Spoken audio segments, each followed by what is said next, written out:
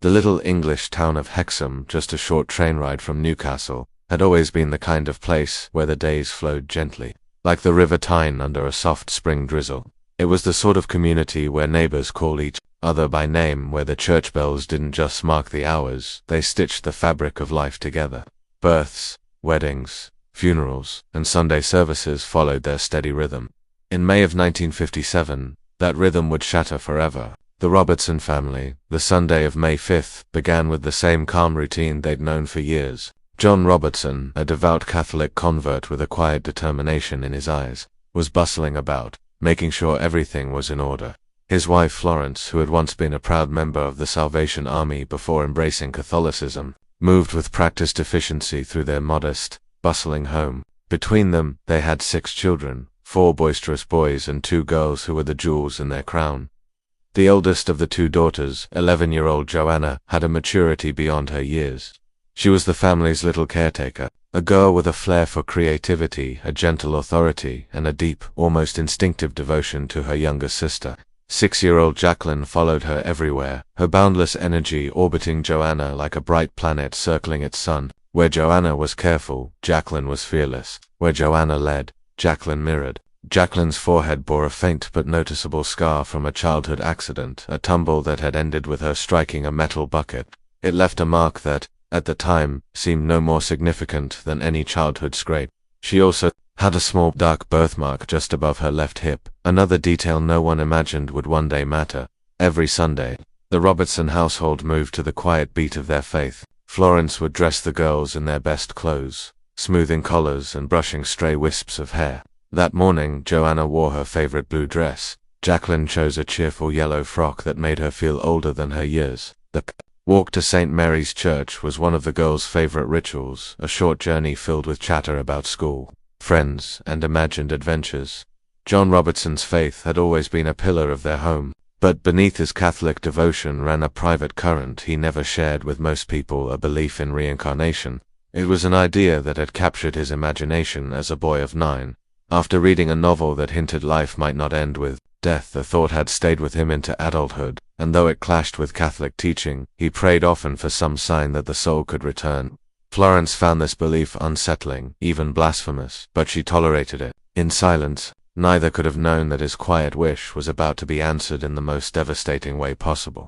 That Sunday morning, the girls were especially excited. Their friend 9-year-old Anthony Ledden from down the street was joining them. For the walk to church, at about 10:15 a.m., the 3 set out. Their footsteps tapping against the still streets of Hexham. The air was crisp and clean. The town subdued, as most of its residents were either at early services or preparing to leave. For later ones, the children talked about the morning ahead, Anthony mentioning a bicycle he hoped to get for his birthday. Their laughter carried faintly through the air. What came next unfolded in seconds, but left wounds that would never heal. A local woman, named Marjorie Wynne, had been spiraling into despair for weeks. Her children had been taken from her care days earlier, a decision made after her dependence on prescription drugs and unstable mental state became impossible to ignore. That morning, she had swallowed a dangerous mix of barbiturates and was driving in a haze of chemical fog and emotional collapse. At 10:27 a.m., Wynne's car veered sharply off the road and onto the sidewalk. Witnesses later testified that the act was deliberate. The children had no chance to react. The impact was violent and final. Joanna died instantly. Jacqueline sustained massive head injuries and died en route to the hospital. Anthony clung to life for a few hours before slipping away. The quiet Sunday morning was obliterated by chaos, the cries of bystanders, the wail of sirens, the grim efficiency of first responders. The blue and yellow dresses the girls had chosen so carefully now lay torn and bloodstained. The pavement where their footsteps had echoed just minutes earlier was streaked with red. All over Hexham news spread like wildfire. Neighbors who had known the children since birth stood in shocked silence, unable to grasp the cruelty of it. When the knock came at the Robertson home, the blow was not just emotional but physical. Florence collapsed, her body folding under the weight of words she couldn't bear to hear. John stood rigid, his mind refusing to process the reality. One moment they'd been waiting for their daughters to arrive at church. The next, they were gone, entirely, permanently. 3 days later, the town gathered for a funeral unlike any in living memory. 2 small white coffins stood side by side, surrounded by flowers. The pews overflowed. Outside, those who couldn't fit into the church stood in solemn clusters. Inside, the sound of sobbing rose and fell like the tide. The Robertson family sat at the center of it all, their grief an open wound the entire town could feel. In the weeks that followed, their home became a museum of absence. The girls' beds remained unmade from that final morning. Their toys stayed exactly where they had left them. The air felt heavy, still, as though the laughter that had once filled the rooms had been sucked out, leaving a vacuum. Florence withdrew into herself, speaking little, eating less. John, on the other hand, seemed to grow more restless. At night, she would find him kneeling in the girls' bedroom, praying. But these weren't prayers for their eternal peace. They were pleas for their return. "Come back to us," he whispered into the dark. "Find your way home." 8 months after the accident, Florence discovered she was pregnant. The news was met with complicated emotions. For her, it was a small spark of hope, a chance to fill the silence with new life. For John, it was something else entirely. He became convinced, absolutely, unshakably certain, that she would give birth to twins. More than that, he believed those twins would be Joanna and Jacqueline, returning through reincarnation. "They're coming back to us," he told Florence at night. "I can feel them. Joanna and Jacqueline are coming home." Florence recoiled at the thought. To her, such talk was sacrilegious, an affront to her faith. But John's conviction only deepened as the months passed. He claimed to sense the girls' presence, especially in their old bedroom. Dr. Margaret Thornton, their physician, examined Florence regularly and found no sign of multiple heartbeats, no evidence at all of twins. But John's certainty was absolute. "There will be 2, he told anyone who asked. "Just as they left, they will return." The tension in the household thickened with each passing week. Florence, already weighed down by grief, began to fear the emotional toll of her husband's obsession. As her due date approached, the question hung between them like a silent threat. What if he was wrong? And what if, against all reason, he was right? In the early hours of October 4th, 1958, exactly 18 months after the deaths of Joanna and Jacqueline, Florence went into labor. At 3:47 a.m. she delivered a healthy baby girl. Less than half an hour later, to the shock of the medical staff, another girl followed. Identical twins. John's reaction was unnerving in its calmness. "Of course," he said softly, looking down at them. "Joanna and Jacqueline have come home." The delivery room at Hexham's small hospital had grown still. Nurses exchanged wide-eyed glances, as if something uncanny had just slipped into the ordinary rhythm of their work. Dr. Margaret Thornton, a seasoned physician who had delivered hundreds of babies in her career, stood quietly for a moment, her hands still gloved, her mind recalculating everything she thought she knew about this pregnancy. Every examination over the past 9 months had told the same story: 1 fetus, 1 heartbeat, 1 child. Yet here they were, 2 identical newborn girls, breathing in their first moments of life. The firstborn was placed in Florence's trembling arms, her tiny features delicate and serene. Before Florence could take it all in, another wave of contractions had surged through her, and 25 minutes later, the second child emerged into the world.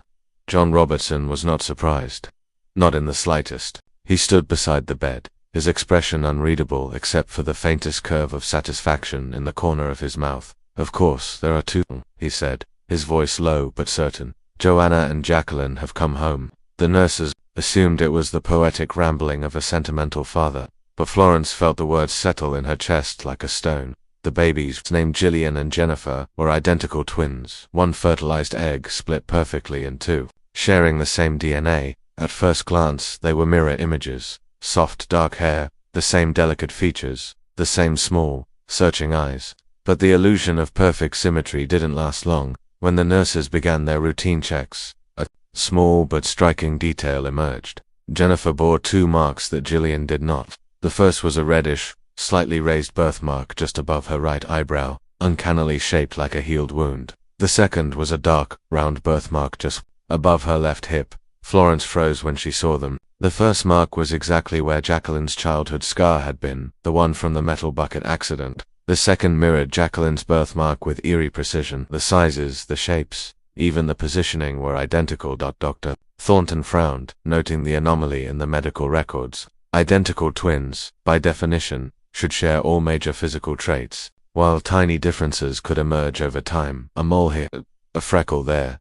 Such distinct and localized markings on only one twin were rare enough to be called abnormal. She decided to photograph both marks for the hospital files, a habit she'd learned when something didn't sit quite right medically. She didn't know then how important those photographs would become. Florence tried to push down the unease creeping into her chest. She was determined not to feed John's obsession with the idea that these were his lost daughters returned. But that night, as she fed Jennifer, she caught herself staring into the baby's eyes that seemed strangely knowing for a newborn, and when she looked at John, she saw that same look of recognition in his face, as if he were greeting someone he already knew. Within 3 weeks, the Robertson family was back home. The once silent house was alive again with the soft cries of infants and the shuffle of siblings adjusting to the new arrivals. For a while, Florence allowed herself to believe that life might slowly piece itself back together. The twins were healthy, their growth steady. Gillian was calm, quick to settle, and seemed to watch over her sister. Jennifer, on the other hand, was clingier, easily startled, and far less independent. John noticed these differences early. To him, they weren't just quirks of personality, they were living echoes of Joanna and Jacqueline. Gillian's protectiveness mirrored Joanna's maternal streak. Jennifer's hesitance, her need to follow rather than lead, was pure Jacqueline. Florence told herself it was all coincidence. Babies, after all, developed personalities, and parents often read meaning where none existed.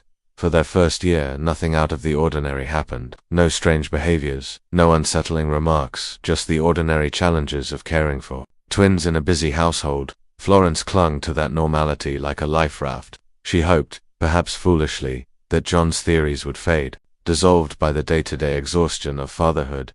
But fate, or something else entirely, had other plans. When Gillian and Jennifer turned 18 months old, the same length of time that had separated Joanna and Jacqueline's deaths from the twins' birth, something shifted. It began quietly. On a cold February morning in 1960, Florence had been tidying the living room while the twins played. A few days earlier, John had rummaged through the garden shed to retrieve some stored household items, unbeknownst to Florence. Among the boxes he'd brought inside were toys that had belonged to Joanna and Jacqueline, toys packed away after the accident and stored where the twins could never have seen them. The moment Gillian spotted a porcelain doll with a chipped left hand, she walked straight to it, her little hands wrapping around it in a gesture startlingly careful for a toddler. "Oh, Margaret," she murmured, "I've missed you so much." The name hit Florence like a slap. Margaret had been Joanna's beloved doll, a gift for her 8th birthday, never parted from her until that Sunday morning. Gillian could not have known its name. Jennifer, meanwhile, had zeroed in on a small stuffed rabbit with a torn ear. She hugged it tight, pressing her cheek to it exactly as Jacqueline had once done. "Bunny," she whispered, using the same pet name Jacqueline had for the toy. Florence's breath caught. She called for John, her voice shaky, when he entered and saw his daughters holding those toys. His face went pale, but his eyes gleamed with something dangerously close to triumph. "You see," he whispered, "I told you, they've come back." Florence wanted to shout at him, to tell him not to poison her mind with such talk, but her throat had gone dry. She told herself there must be an explanation. Maybe the twins had overheard. Someone mentioned the toys, maybe they'd seen them before without her realizing. But the comfort of rational thought didn't last. Over the next weeks, the twins began showing knowledge they couldn't possibly have acquired: the layout of rooms they'd never entered in their lifetimes, the names of relatives long dead, fragments of events from before they were born. It wasn't imagination. The way they spoke carried a weight, an authenticity, that left Florence unsettled. And always, the strange bond between them seemed older than their short lives. As though they were walking through this world with memories from another. Florence still refused to say it aloud, but deep down, she could feel it.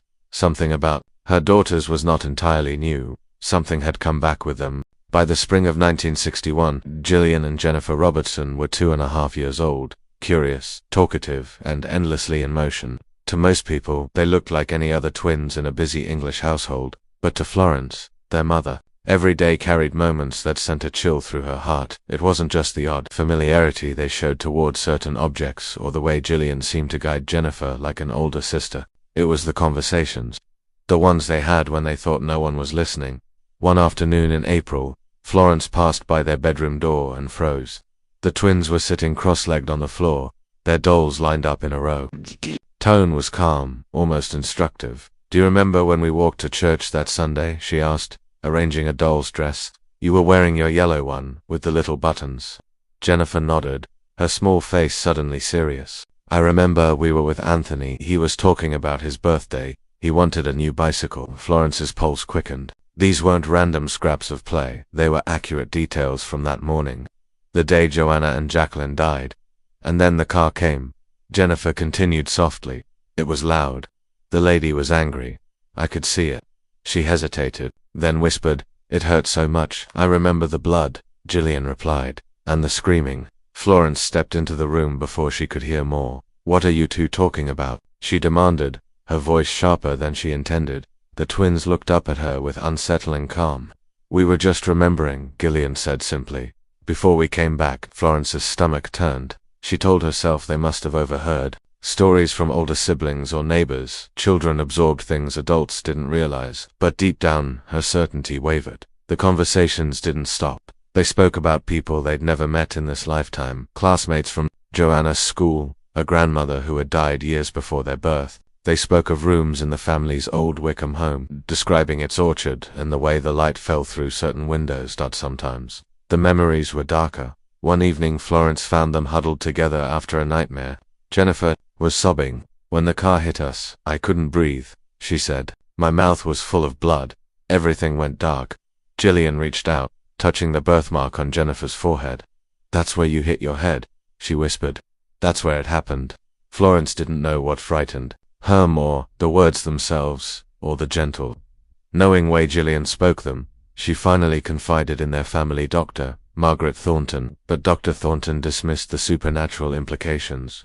"Children have vivid imaginations," she said. "They overhear fragments of adult conversation. They piece things together. Don't feed into it, or it could cause them unnecessary distress." Florence wanted to believe that. She clung to it. But the twins' knowledge wasn't vague. It was precise, layered with emotion, and uncomfortably real. The most jarring moment came during a winter bath. Jennifer traced the mark above her eyebrow with a small finger. "This is where I got hurt when I fell on the bucket," she said matter-of-factly. "It never stopped hurting, even after I died." Florence's hands froze in the bathwater. She didn't ask any more questions. She COULDN single quotes to dot by then. Whispers about the twins had begun to spread through Hexham. Neighbors who'd once cooed over them now seemed hesitant, their smiles tighter. The odd stories, a toddler recognizing a long-gone pet by name, or greeting a neighbor as though they'd known them years before, traveled quickly in a small town. It wasn't long before the story reached far beyond. HEXOM. In 1963, a letter arrived from across the Atlantic. The sender was Dr. Ian Stevenson, a psychiatrist from the University of Virginia. Stevenson was known in certain academic circles for his research into cases where young children claimed to remember previous lives. He had documented dozens of such accounts from different cultures, though many dismissed his work as fringe science. Still, he was respected for his meticulous records and willingness to face skepticism head-on. The Robertson case, with its combination of physical birthmarks and behavioral parallels, intrigued him enough to request a visit. When Dr. Stevenson arrived, the twins were 4 years old, just at the age where, according to his studies, past life memories were often strongest. His first step was a thorough examination. He photographed Jennifer's 2 distinctive marks, measuring them carefully. Then he compared them to Jacqueline's medical records and photographs. The match was uncanny, not only in position but in size, shape, and even the way the forehead mark deepened in cold weather, just as Jacqueline's scar had. Stevenson then began long, structured interviews with John and Florence. He documented every unusual statement, every behavioral oddity, cross-referencing dates and witnesses. He noted, with interest, that Florence was still resistant to the reincarnation theory, her reluctance lending weight to her testimony. In the following days, Stevenson observed the twins directly. He watched as they identified people from photographs, neighbors and friends of Joanna and Jacqueline, some of whom they had never met in this lifetime. He also documented their fears.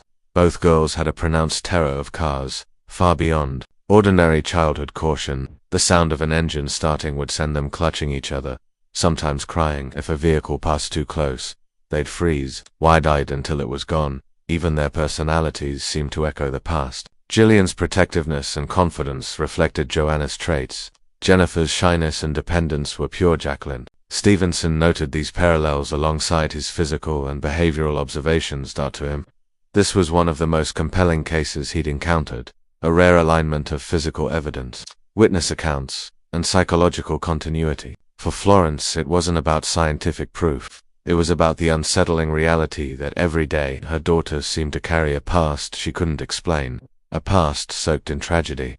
And that past was far from finished making itself known. The winter of 1963 wrapped Hexham in its usual quiet. But inside the Robertson home, peace was harder to find.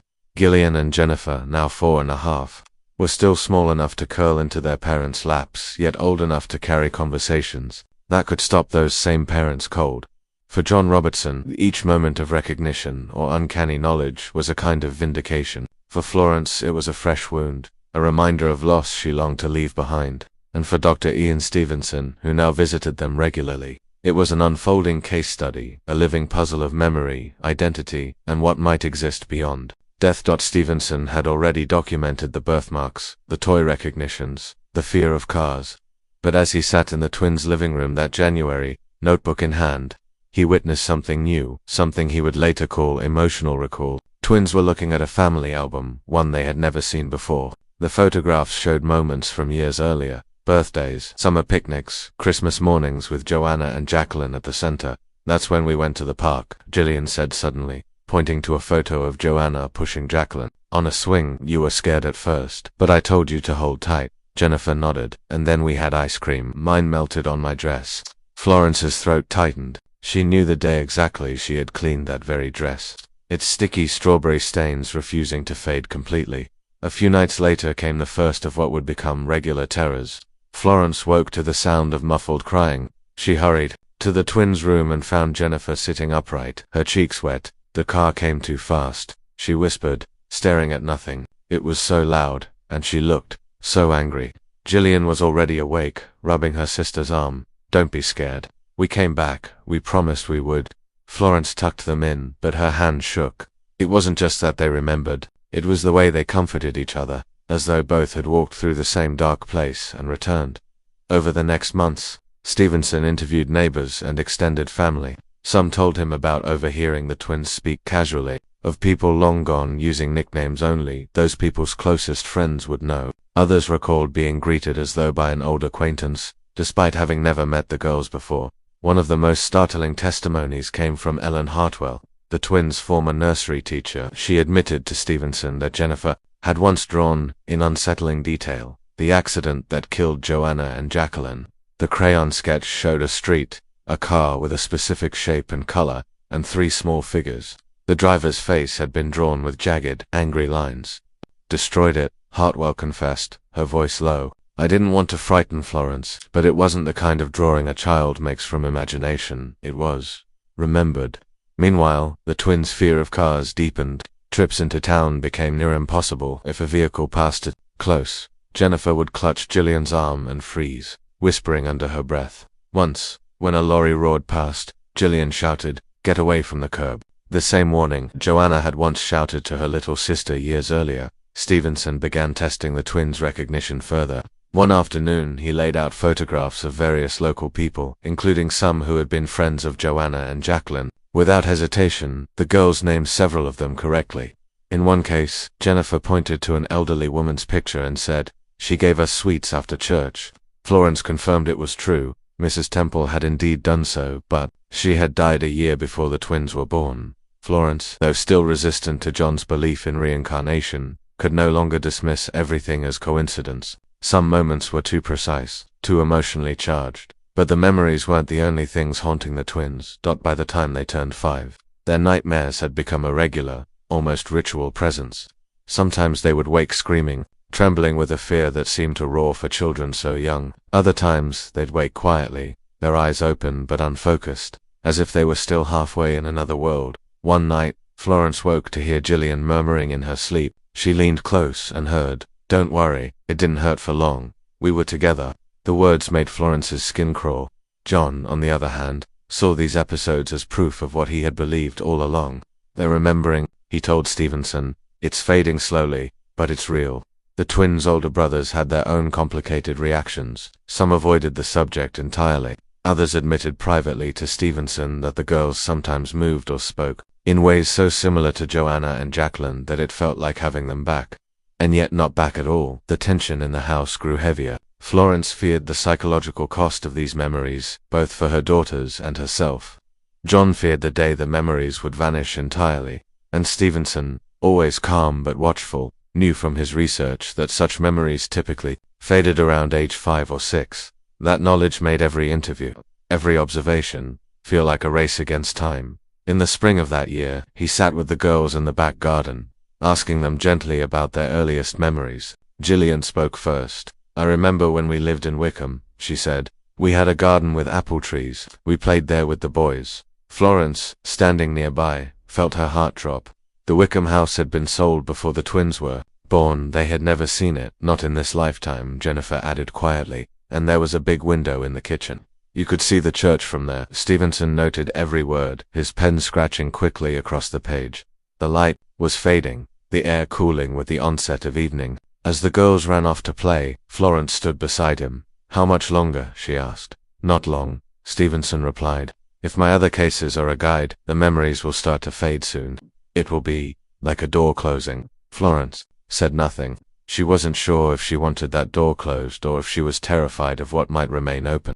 By the summer of 1963, Gillian and Jennifer were approaching their 5th birthday. To anyone unfamiliar with the strange history tied to their birth, they were simply bright, lively twins in a bustling English family. But to their parents, and to Dr. Ian Stevenson, every passing month felt like a countdown. Stevenson's notes from that period often mention the same phrase, memories in flux. He had studied dozens of similar cases and knew the pattern well. Between ages 3 and 6, children's past life recollections tended to burn brightest before dimming, often disappearing entirely. The Robertson twins, he suspected, were entering that twilight, yet before the fading began, the memories flared more vividly than ever. One warm afternoon, the girls were playing in the front garden when a small, battered tricycle caught Jennifer's attention. It had been stored in the shed for years, a leftover from when the Robertson boys were younger. "This was Anthony's," she said suddenly, running her hand along the worn handlebars. "He rode it to the park with us once, but the seat was too high, so he fell off." Florence froze. Anthony Ledden, the neighbor boy who had died alongside Joanna and Jacqueline, had indeed borrowed that tricycle for a ride, years before the twins were born. It was a memory Florence herself had nearly forgotten. Another evening, the girls sat on the rug in their bedroom, building a small village out of wooden blocks. As they worked, Gillian glanced up at Jennifer. "Do you remember the blue dress you wore that Sunday?" she asked. "It had the little white flowers." "Yes," Jennifer replied. "And your shoes hurt your feet. You kept saying you wanted to take them off before we got to church." The casual tone of their exchange made it all the more unsettling. There was no hesitation, no searching for details, as though they were recalling something that had happened only yesterday. Stevenson, who was present for many of these moments, documented each one carefully. He was particularly struck by the emotional quality of the girls' statements. These weren't flat recitations of facts. The words carried the weight of lived experience, the kind of subtle, emotional shading that, in his view, was nearly impossible for children to fabricate consistently. But not all of the memories were so quietly eerie. One late September night, Florence was startled awake by a scream. She rushed to the twins' room and found both girls sitting upright, clutching each other. Gillian was trembling, her voice shaking. "The lady in the car," she whispered. "She wanted to hurt us. She was angry because her children were gone." Jennifer nodded against her sister's shoulder. "I saw her eyes before it happened. She was looking right at us." Florence didn't know what to say. She soothed them until they fell back asleep, but her own mind stayed restless until dawn. She remembered the driver, Marjorie Wynne, and the tragedy of her own life unraveling before that Sunday morning. But how could her daughters, who hadn't been alive at the time, speak of her with such certainty? The nightmares came more frequently as autumn deepened. Sometimes the girls cried out in their sleep, other times they woke quietly, their eyes open but unfocused. Florence began sleeping on a cot in their room, afraid to leave them alone with whatever haunted their dreams. John took a different view. To him, these moments were precious, proof that his belief in reincarnation had been right all along. He began spending more time with the girls in their old bedroom, asking gentle questions about their other life.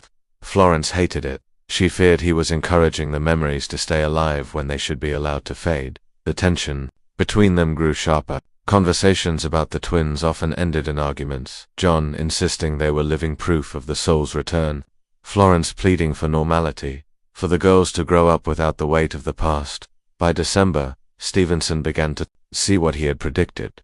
The girls' spontaneous recollections became less frequent. Their talk of Wickham, of Anthony, of that Sunday morning grew patchy, less precise. One afternoon, he placed a familiar doll, Margaret, in front of Gillian. A year earlier she had cradled it instantly, calling it by name. This time, she looked at it for a moment, then shrugged. "It's pretty," she said simply, before returning to her coloring. Hennifer, once inseparable from Jacqueline's stuffed rabbit, now left it untouched in a corner.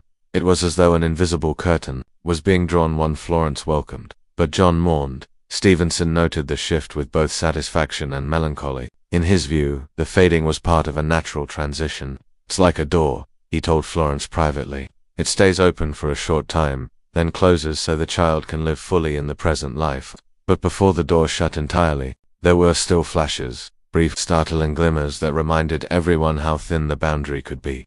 In February 1964, just after their 5th birthday, the twins accompanied Florence to the market. As they passed the street where the accident had occurred, Jennifer stopped abruptly. "This is where it happened," she said quietly. "We were walking here." Gillian nodded, her eyes fixed on the pavement.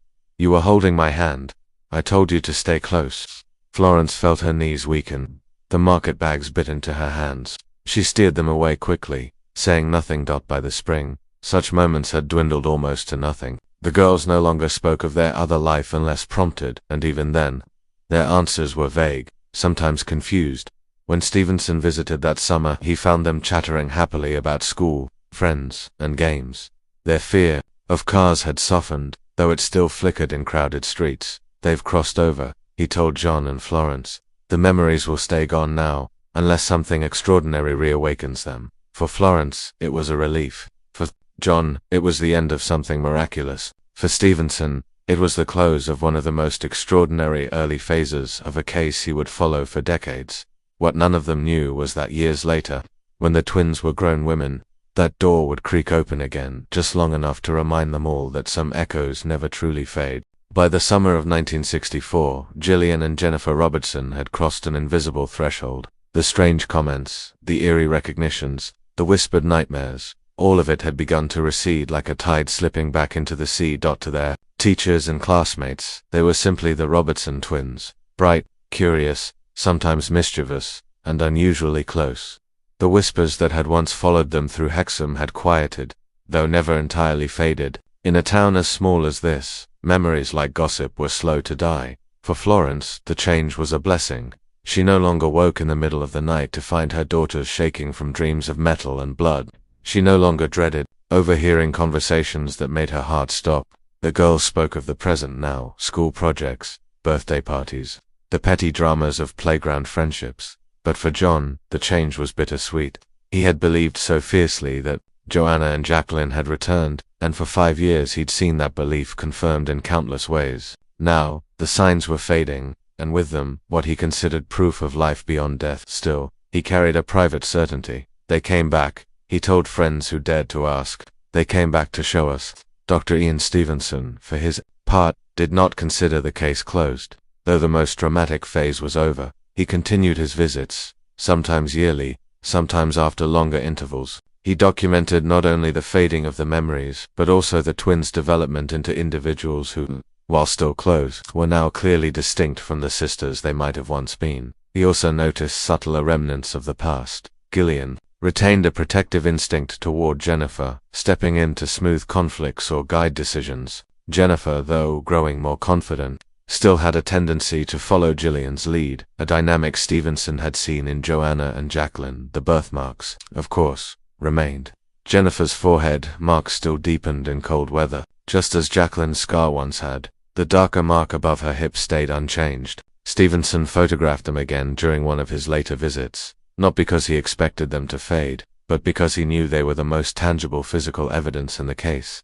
In 1968, when the twins were 10, Stevenson conducted what would be one of his last formal interviews with them as children. He asked, gently, if they remembered anything from before. Gillian frowned, thoughtful. "Not really," she said after a moment. "Mum and Dad told us stories about our sisters, but I don't think I remember it myself." Jennifer shook her head. "I don't remember saying the things you wrote down." It was the response Stevenson had expected. He knew from his research that by this age, most children in similar cases not only lost their past life memories, but also expressed disbelief that they'd ever had them. It was as though their early selves belonged to someone else entirely. But outside the Robertsons' home, the story still had a life of its own. Stevenson's early papers, published in small academic journals, had caught the attention of other researchers and skeptics. Inquiries arrived from as far away as the United States, India, and Australia. Some wanted to support his work, others wanted to dismantle it. One afternoon in 1970, a journalist from a London paper appeared at the Robertsons' door, hoping for an interview. Florence turned him away immediately. She had no interest in reviving a chapter of their lives she had worked so hard to close. John, however, was less resistant.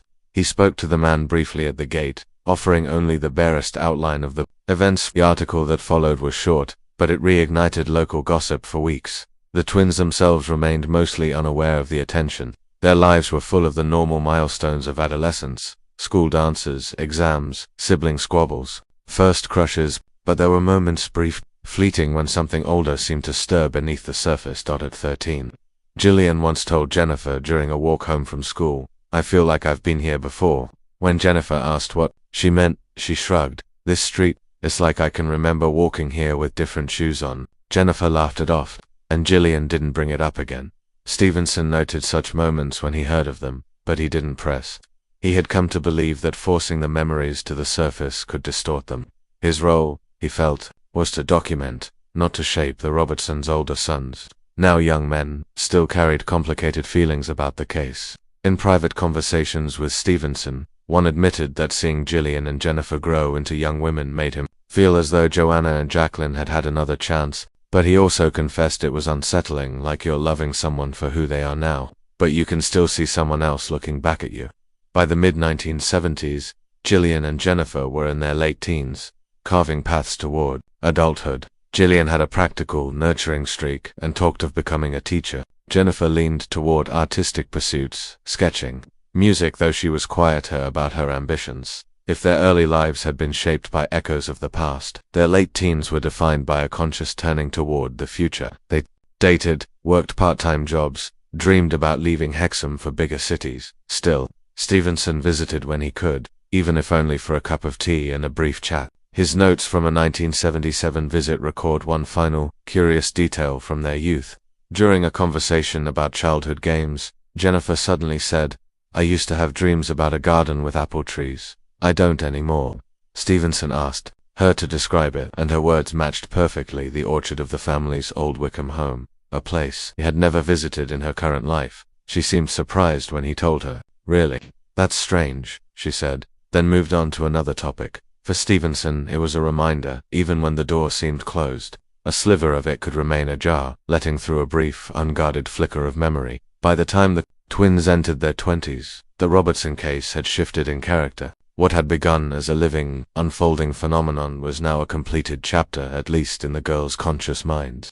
But for Stevenson, the documentation was far from over. The next phase would involve looking back through years of evidence, comparing witness accounts, medical records, and photographs to construct one of the most detailed reincarnation case studies ever published. And while Gillian and Jennifer were eager to live lives free from the weight of their earliest years, neither could know that one day, in an unexpected moment, the past would reach for them again. By 1980, the Robertson twins were 22 years old, long past the age when their earliest memories, or whatever they had been, had faded away. Gillian and Jennifer were now young women living independent lives, shaped far more by present-day choices than by the shadows of a tragedy they no longer remembered. To outsiders, they were simply two sisters with an unusually close bond. They spoke often, visited each other when they could, and shared the kind of easy shorthand that comes from growing up side by side. The extraordinary claims of their childhood were a distant curiosity, occasionally mentioned in quiet family moments but rarely discussed in public. For Dr. Ian Stevenson, however, the Robertson case was never truly over. More than 20 years had passed since his first visit to Hexham, yet he continued to check in when possible, sometimes through letters, sometimes through brief meetings arranged with the twins' consent. His files on them were now thick with photographs, transcripts, and medical records. He considered their story one of the most detailed and intriguing in his decades of research. The early 1980s found both women settled into adult life, Gillian had married a local man and taken a teaching job in a nearby school. Jennifer was working in a small design firm in Newcastle, her artistic instincts finally finding a professional outlet. Neither gave much thought to their early years, though they understood how important those years were to Stevenson's work. It was in the summer of 1981 that something unexpected happened, something that shook Stevenson enough to add a new chapter to his already sprawling notes. Gillian had been visiting her parents for the weekend. One quiet afternoon, she sat in the garden behind the Hexam house, a cup of tea in her hands. The air was warm, the sky clear, and a gentle breeze stirred the leaves of the apple tree at the far corner of the yard. Without warning, a vivid image bloomed in her mind. She was standing in another garden, larger, bordered by low stone walls. The air was scented with apple blossoms. Children's voices rang out, and in the vision, she could see herself running barefoot through the grass, two boys chasing her, the sunlight flickering through branches heavy with fruit. The memory, if that's what it was, felt impossibly real. She could feel the rough bark under her hand, hear the crunch of gravel along the path, even taste the sweetness of an apple she had bitten into. When she blinked, the image dissolved, leaving her slightly dizzy. She set down her tea and sat very still, her mind replaying the details. She knew that garden. She knew the arrangement of the trees, the exact way the orchard sloped down toward a narrow lane. That night she mentioned it casually to her parents. "It's the strangest thing," she said. "I had this vision, I suppose. A garden with apple trees. It felt like I'd been there." John leaned forward immediately. "You have been there? That's the orchard from the Wickham house." Gillian frowned. "But we never lived there." Florence exchanged a quick glance with her husband, then explained. The Wickham home had been the Robertsons' residence when Joanna was very young. The orchard was exactly as Gillian had described, a place she had never set foot in during her current life. When Stevenson heard about it, he arranged to meet Gillian within a week. He interviewed her in detail, asking her to describe the orchard again without any prompting. She spoke of the worn bench under the largest apple tree, of the crooked shed at the far end of the garden, of the way the afternoon sun filtered through the branches to cast patterned shadows on the grass. Stevenson compared her account with old photographs and with Florence's memories. The match was exact. "What did it feel like?" Stevenson asked her during that interview. "Like remembering a dream you didn't know you'd had," Gillian replied. "It wasn't frightening, just familiar in a way that made no sense." The vision never repeated itself. Gillian returned to her normal life, and weeks passed without any further flicker of past places or events. Yet Stevenson was fascinated. He had long documented cases where past life memories faded by early childhood, but occasional spontaneous returns in adulthood were far less common. Jennifer, for her part, had no such experiences, at least none she was willing to share. When Stevenson asked if she had ever recalled anything unusual, she shook her head. Still, close friends would later tell him that Jennifer sometimes spoke of vivid dreams, walking down a quiet street lined with old stone houses, or holding the hand of a little girl in a yellow dress.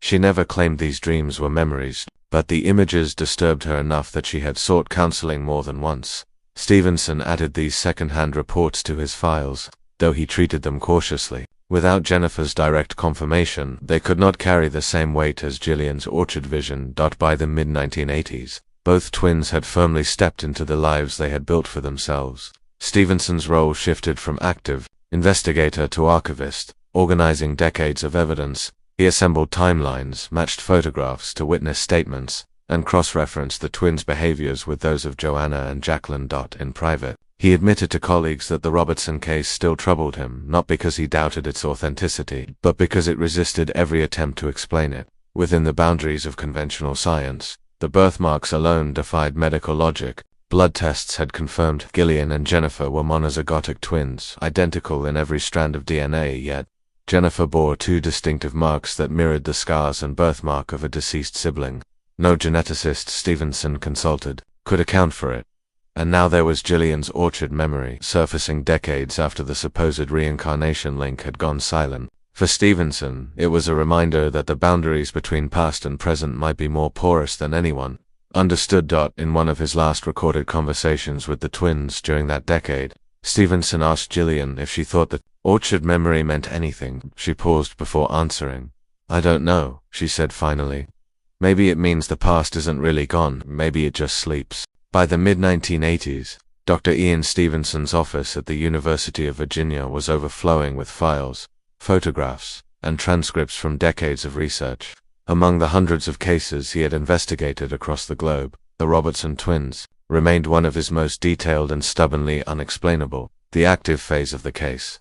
The years when Gillian and Jennifer had spoken openly about a life before their own had long since ended, but Stevenson knew that even without the voices of two small girls describing their other life, the paper trail still spoke volumes. One of the first things he revisited was the genetic evidence. The blood tests taken years earlier had confirmed that Gillian and Jennifer were monozygotic twins, identical in every measurable way at the genetic level. That fact, in itself, wasn't unusual, but the implications for Jennifer's two distinctive birthmarks were staggering. He had photographed those marks dozens of times over the years. The one on her forehead, faint but visible, mirrored the scar Jacqueline had received from the metal bucket accident in her childhood. The darker birthmark above her left hip matched Jacqueline's in size, shape, and exact location. Stevenson had consulted geneticists, dermatologists, and embryologists about this anomaly.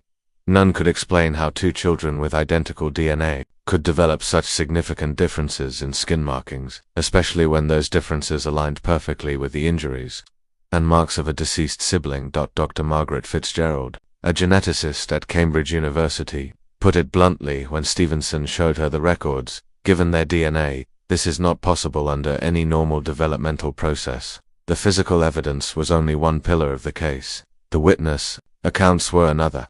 Stevenson had spent years interviewing not only the Robertsons but also neighbors, relatives, and teachers who had observed the twins' uncanny knowledge. Some testimonies were brief but chilling. William Davies, the postman who had delivered mail to the Robertsons for years, recalled hearing the twins talk about people in the community who had died before they were born. They'd mention things no child their age could know. He'd told Stevenson details about their jobs, their families. It wasn't guesswork, it was like they remembered them. Others, like Ellen Hartwell, the nursery teacher, described specific incidents in which the twins produced drawings or statements so accurate they unsettled even the most skeptical adults. Hartwell's account of Jennifer's crayon drawing of the fatal accident, complete with the driver's furious expression, had stayed with Stevenson for decades. What made these testimonies so valuable to him was their consistency. The same patterns emerged across different witnesses, most of whom had nothing to gain from embellishing their stories. Yet for all its strength, the case was a lightning rod for criticism.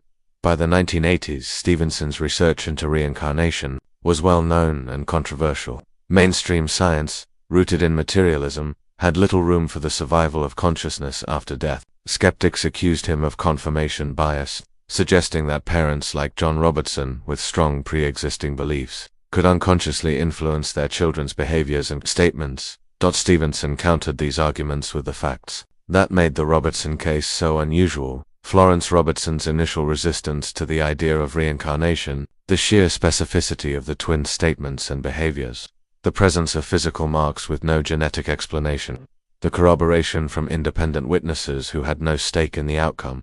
But skeptics were not easily swayed. Some accused Stevenson of cherry-picking data, ignoring contradictions in order to build a stronger narrative. Stevenson, methodical to a fault, responded by publishing full transcripts, including irrelevant tangents, inconsistencies, and mundane remarks to show the unfiltered reality of his interviews. Privately, the pushback frustrated him. The evidence is there, he wrote in his personal notes in 1985, but science demands a framework to hang it on.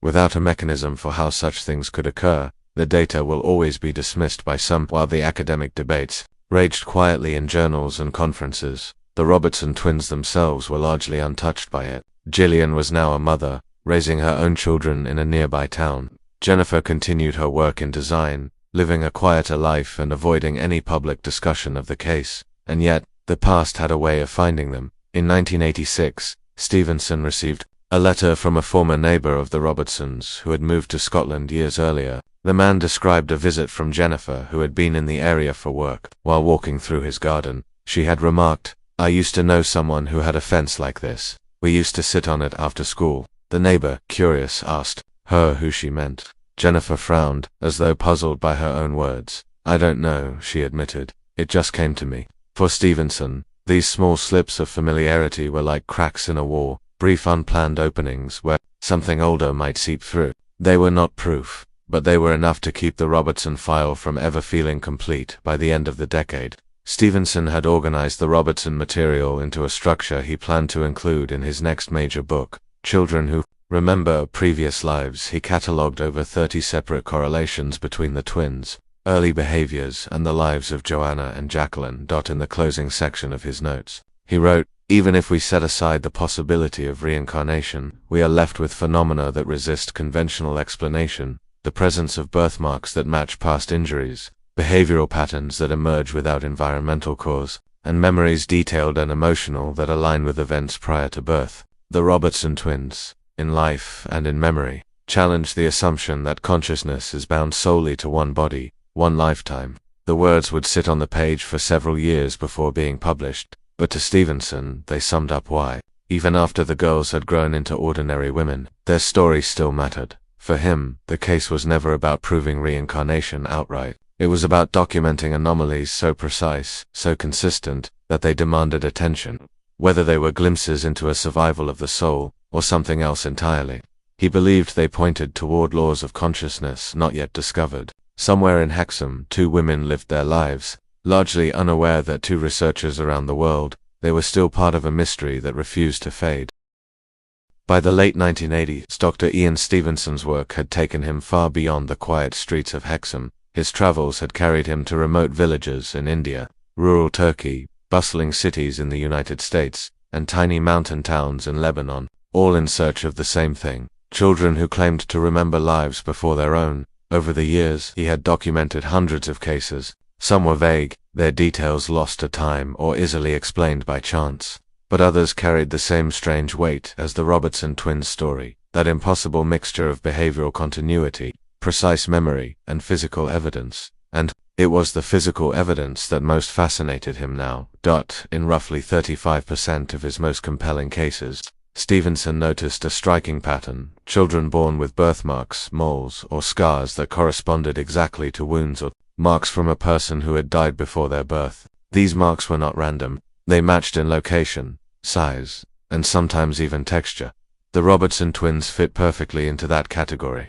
Jennifer's forehead mark and hip birthmark aligning exactly with Jacqueline's scar and natural mark. In India, he had seen a boy with a scar-like mark in the same place. Another man had been stabbed in a fatal street fight. In Thailand, a girl was born with a pale band around her neck, eerily similar to the rope marks on a woman who had been hanged. Stevenson began to wonder whether the marks were more than coincidences or mere curiosities. Could traumatic injury in one life leave a physical imprint on the next? It was a radical thought, one that reached beyond the boundaries of conventional medicine. In 1989, he presented some of these findings at a small conference in Edinburgh. Most of the audience listened politely, though a few shook their heads before he'd even finished. One medical researcher raised the familiar objection: without a mechanism, it's anecdote, interesting, but unprovable. Stevenson's reply was measured. "Mechanism follows evidence," he said. "If we wait to explain only what we already understand, we will never expand the boundaries of knowledge." Back in his office, he began cross-referencing cases. He compared the Robertsons' birthmark data with dozens of others, looking for similarities. In case after case, the same features appeared: a violent or traumatic death in the previous life, specific well-documented injuries, a birthmark in the corresponding location on the child. The more he looked, the more he saw the Robertson twins not as an isolated curiosity but as part of a global pattern. And yet Hexham's case still unsettled him more than most. Many of his other subjects came from cultures that openly believed in reincarnation, where children were encouraged to talk about past life memories. But Hexham was a quiet English town, and Florence Robertson had actively resisted any such belief. That resistance, he thought, reduced the chance of suggestion or unconscious coaching. In the spring of 1990, Stevenson returned to Hexham for what would be his final in-person visit with the twins. Gillian was now a mother of two, her teaching career well underway. Jennifer was designing full-time and had recently bought a small cottage on the outskirts of Newcastle. They greeted him warmly but with a certain formality, as though they were receiving an old friend whose visits belonged to another era. Over tea, he asked if they remembered anything unusual from their childhood, knowing full well their memories had long since faded. "I've read what you wrote about us," Gillian said, smiling faintly. "It's strange to see your own life in someone else's handwriting." Jennifer was quieter.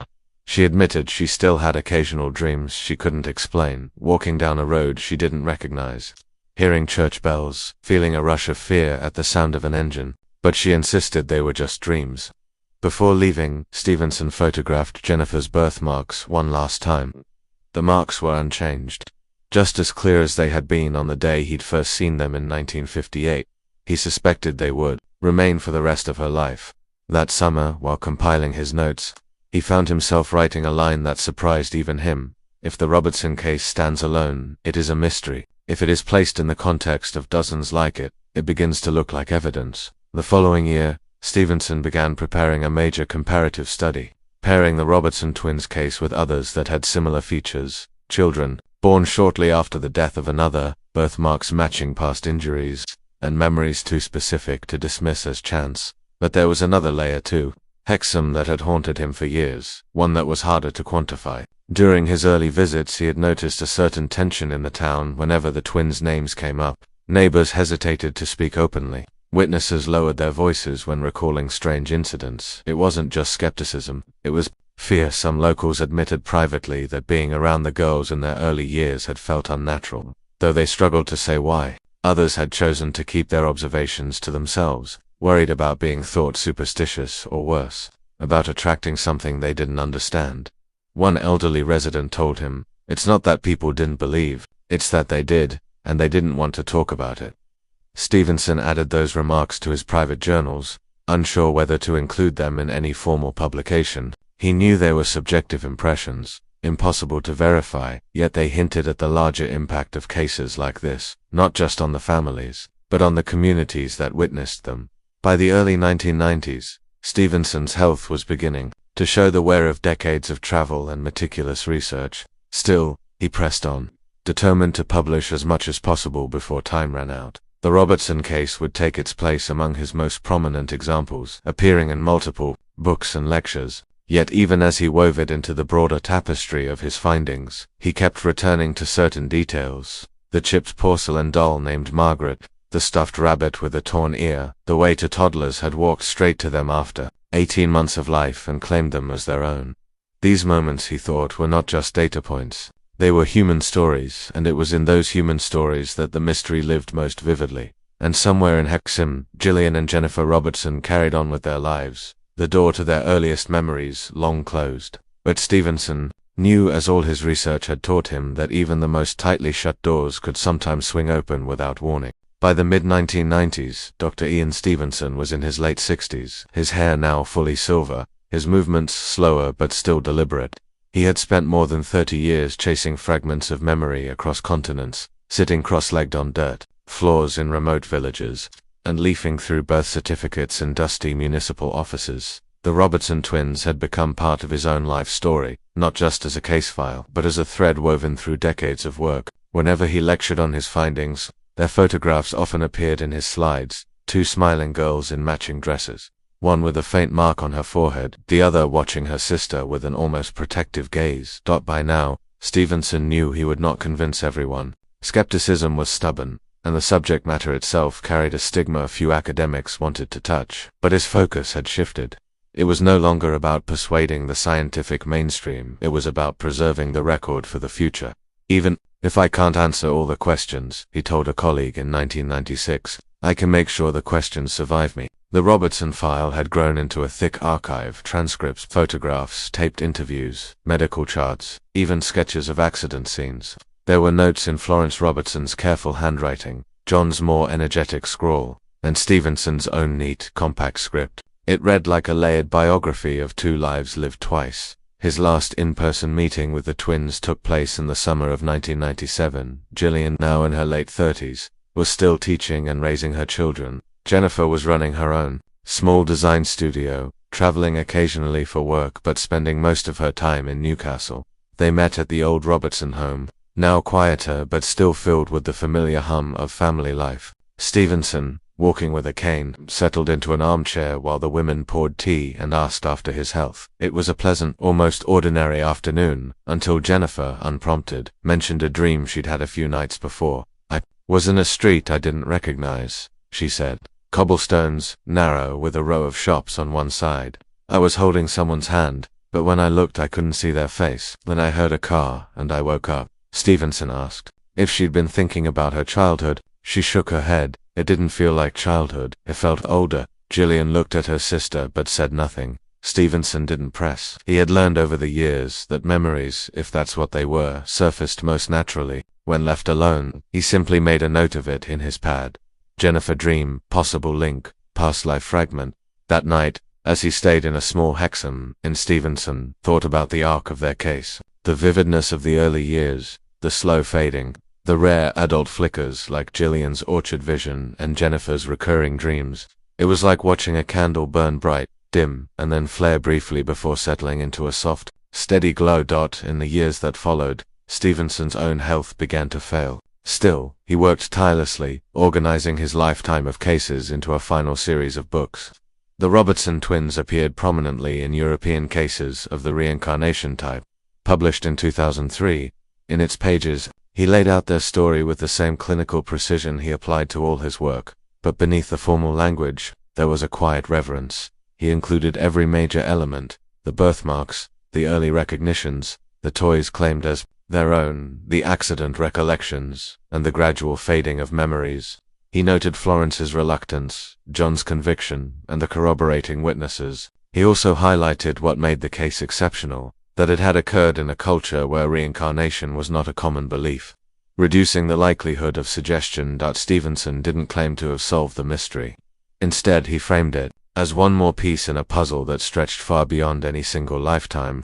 If consciousness can persist and carry elements from one life to another, he wrote, it may be the most profound clue we have to the nature of the mind. The Robertson case does not prove this, but it refuses to be dismissed. In 2007, Stevenson passed away at the age of 88. The Robertson twins were informed through a mutual contact. Gillian felt a pang of loss, not just for the man himself, but for the quiet presence he had been in their lives, a watcher, a recorder, someone who held pieces of their story they could barely remember themselves. Jennifer, though less openly sentimental, admitted she would miss his calm, unhurried way of listening. His archives, including the Robertson file, were transferred to the Division of Perceptual Studies at the University of Virginia, where they remain preserved. Decades of handwritten notes, photographs, and recordings sit in climate-controlled rooms, waiting for the next researcher brave enough to pick up where Stevenson left off. In Hexham, life moved on. The twins entered middle age, their own children, growing into adults. The old accident site was repaved, the corner looking almost ordinary now, stripped of the signs that once marked it as a place of loss. And yet, from time to time, something would stir. Gillian once caught herself calling her daughter by a name she couldn't place until she realized it was the name of a friend Joanna had known. Jennifer, walking past a shop window, once thought she saw her reflection, only to realize the woman looking back seemed a little older, dressed in 1950s clothes, and smiling faintly. She blinked, and it was gone. They never spoke much about these moments. Life was too busy, and the past too far away. But in quiet hours, they sometimes wondered whether Stevenson had been right, that the past doesn't vanish, it simply waits, hidden in the folds of the mind.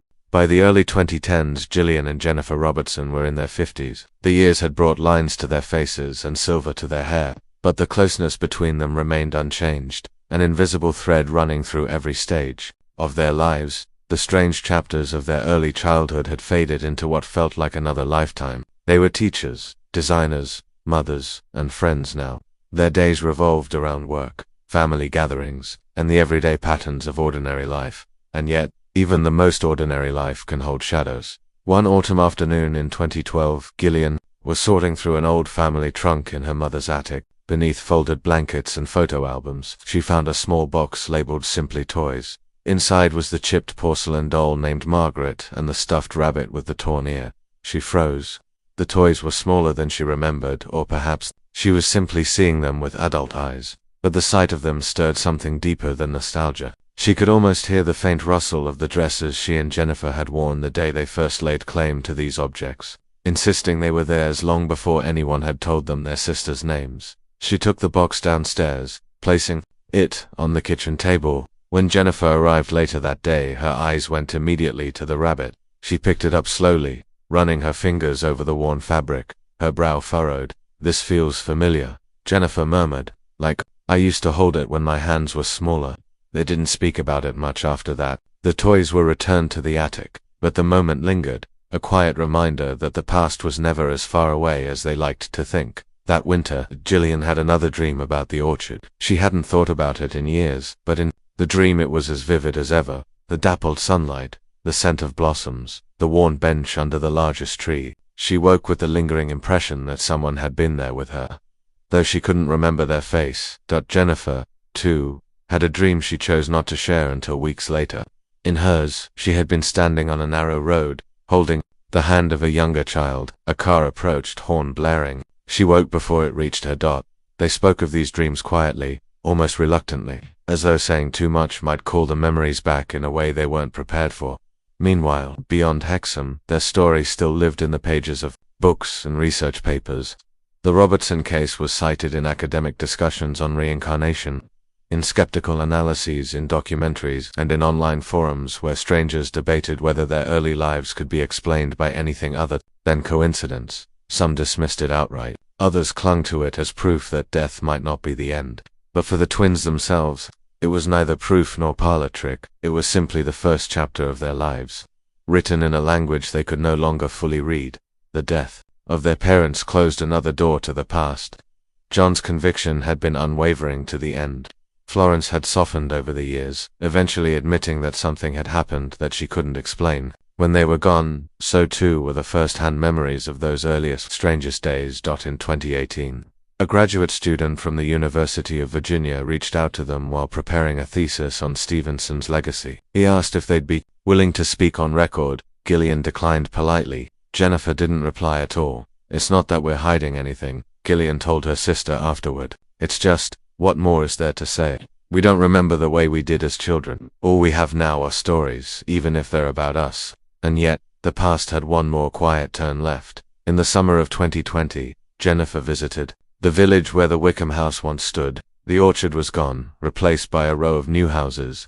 But as she stood at the edge of the street, she felt a strange weight in her chest. Not grief exactly, but a sense of recognition, as though she were greeting an old friend who had changed beyond recognition. She didn't take any photographs. She didn't tell anyone about the visit for weeks. When she finally mentioned it to Gillian, she kept her voice low. "It's like I could still see it, even though it wasn't there anymore." For all the decades of research, the hours of interviews, and the pages of meticulous notes, the Robertson case remained what it had always been, a question without an answer.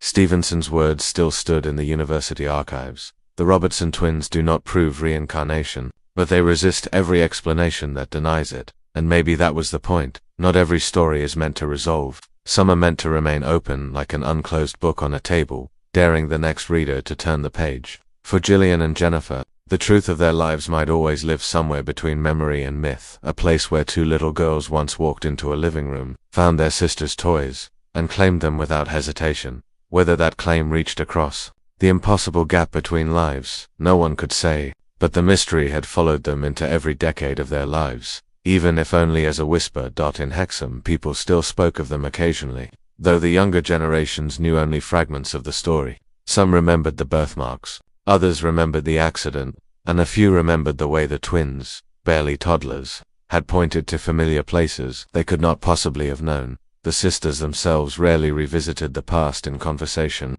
but in quiet moments, a dream, a found object, the smell of apple blossoms, the past sometimes revisited them. And so the story lived on, not in the certainties of science, but in the spaces between what could be remembered and what could never be forgotten.